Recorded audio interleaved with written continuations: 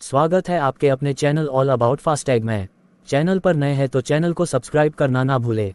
कर्मचारी भविष्य निधि संगठन एम्प्लॉइज प्रोविडेंट फंड ऑर्गेनाइजेशन के प्रतिनिधियों को अविश्वसनीय खबर मिलेगी। जैसा कि एक रिपोर्ट से संकेत मिलता है, सार्वजनिक प्राधिकरण श्रमिकों के मुआवजे की पहुंच का विस्तार कर सकता है।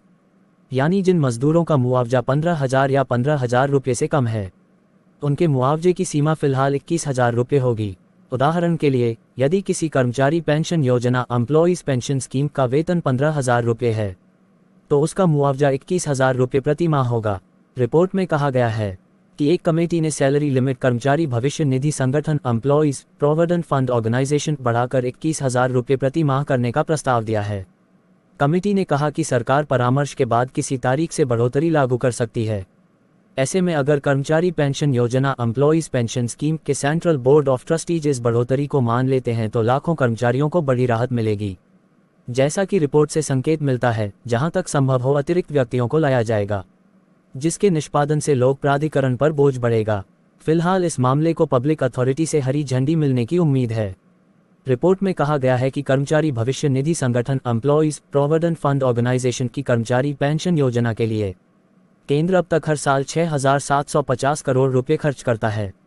नया प्रस्ताव लागू होने के बाद संभावित 7.5 लाख अतिरिक्त श्रमिकों को योजना के दायरे में लाया जाएगा।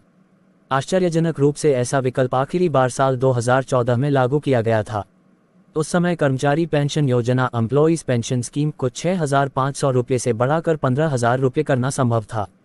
रिपोर्ट में ये भी कहा गया है कि 20 से अधिक प्रतिनिधियों वाले किसी भी संगठन को कर्मचारी भविष्य निधि संगठन एम्प्लॉइज प्रोविडेंट फंड ऑर्गेनाइजेशन के साथ नियुक्त किया जाना चाहिए और 15,000 रुपये तक की खरीद करने वाले सभी कर्मचारियों के लिए ईएसपीएफ कॉन्स्पिरेसी की आवश्यकता है।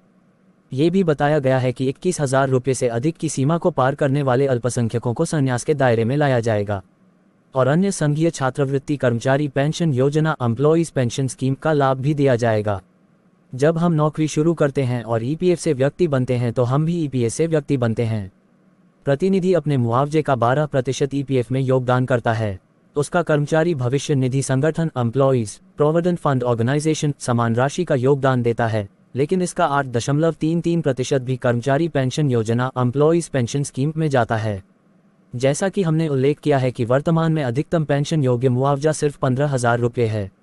उदाहरण के लिए अधिकतम निरंतर वार्षिकी शेयर 15,000 का 8.33% 1,250 रुपये है।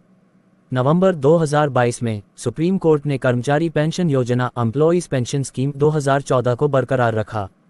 इससे पहले 22 अगस्त 2014 के ईपीएस संशोधन ने पेंशन योग्य वेतन सीमा को 6,500 रुपये प्रति माह से बढ़ाकर 15,000 रुपये प्रति माह कर दिया था। साथ ही सदस्यों और उनके नियोक्ताओं को ईपीएस में उनके वास्तविक वेतन का 8.33% योगदान करने की अनुमति दी गई थी।